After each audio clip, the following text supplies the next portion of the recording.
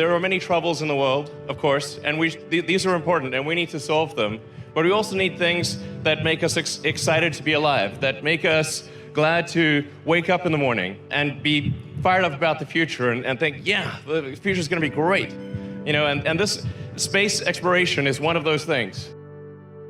This is the 11th anniversary of the first time SpaceX reached orbit. It was actually our fourth launch. If that launch had not succeeded, that would have been the end of SpaceX. What's really kind of hard to grasp at a visceral level is that this giant ship will do the same thing that Grasshopper did. This thing is going to take off, fly to 65,000 feet, about 20 kilometers, and come back and land in about 1 to 2 months. The ship dry mass will be approximately 120 tons. The initial Mark 1 prototype is closer to 200 tons, and in series production, I think it'll probably be about 120 tons. In terms of its usefulness, it'll be able to do about 150 tons with full reusability to orbit and back.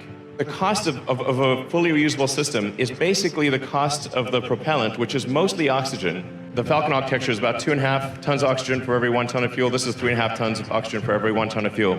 Earlier I was talking about how Starship enters and how it's controlled. It's quite different from anything else. It's really falling, and so we're doing a controlled fall. So with a rocket, you're actually trying to brake, as opposed to you're trying to create drag instead of lift. It's really the opposite of an aircraft. You want the most amount of drag that you can produce, and you want some lift, especially when you're in the upper atmosphere, mostly so that you can control the maximum heating rate. So it comes like this, and then starts falling, and then just falls like a skydiver, and it's just controlling itself, and then it turns and lands, like that. Incredibly elaborate explanation, and then you can get a sense for it. This is much better. There you go, see? Same thing.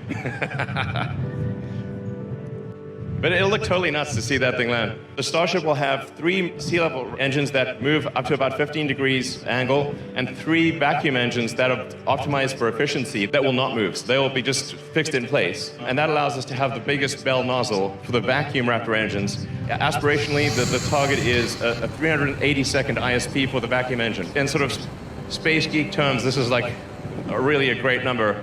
Ultimately, we decided to have heat shield hexagonal ceramic tiles that are basically very light but very crack resistant. Like at first it feels like, oh, it's steel. Does that mean it's heavy? No, actually it's the lightest construction.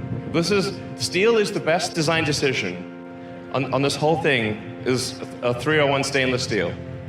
At cryogenic temperatures, a 301 stainless actually has about the same effective strength as an advanced composite or aluminum lithium. Unlike most steels, which get brittle at low temperature, 301 stainless gets much stronger. There's another benefit. It also has a high melting temperature.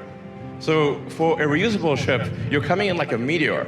You want something that does not melt at a low temperature. You want something that melts at a high temperature.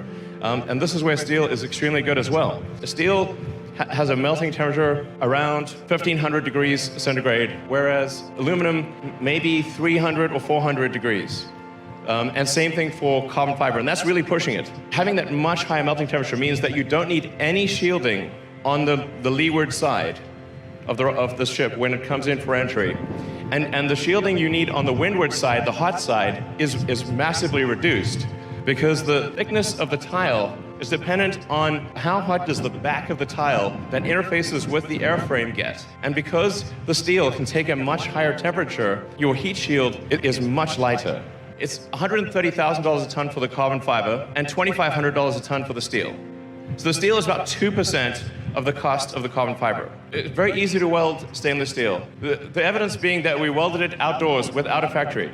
This gives you a sense of size. So the little pixels there, little pixels are a human. Starship cannot get to Earth orbit without the booster. So the booster is designed to take up to 37 Raptor engines. I'm not sure if we'll go that high. The booster is designed to be able to take multiple engines out. We are going to be building ships and boosters at both Boca and the Cape as fast as we can. I mean, it's going to be really nutty to see a bunch of these things.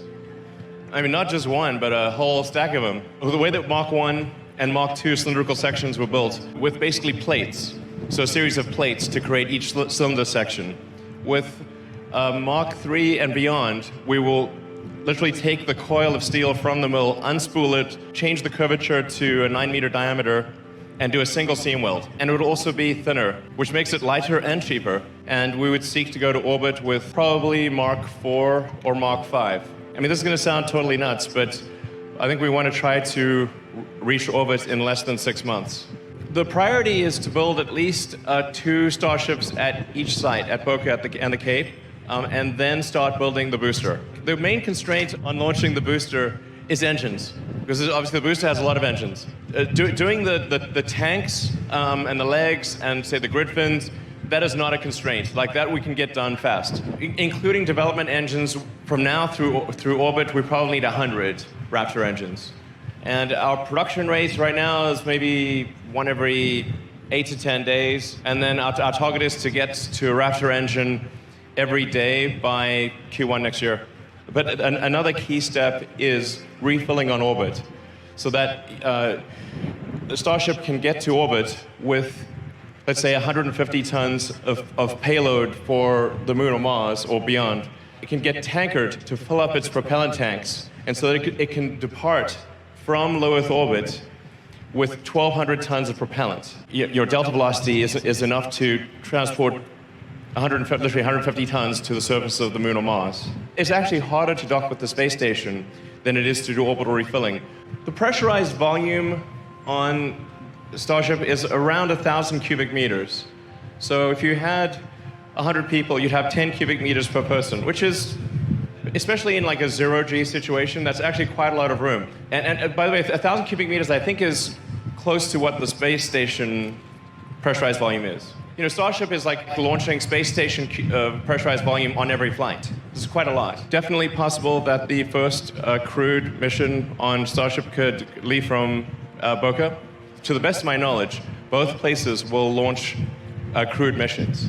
We think it would be very exciting to have a base on the moon, even if it's just a science base. Whether or not people want to live on the moon, there's definitely a lot of science to be done. The critical thing that we need to focus on, I think, is the fastest path to a self-sustaining city on Mars. As far as we know, we are the only consciousness or the only life that's out there. There might be other life, but we've seen no signs of it. You know, people often ask me, what do you know about the aliens and that? You know, I'm like, man, I tell you, I'm pretty sure I'd know, you know, if there were aliens. I have not seen any sign of aliens.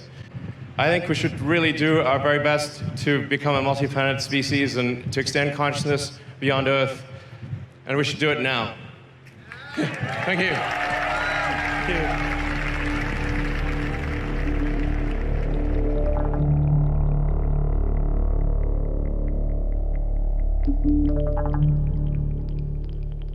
Thank you.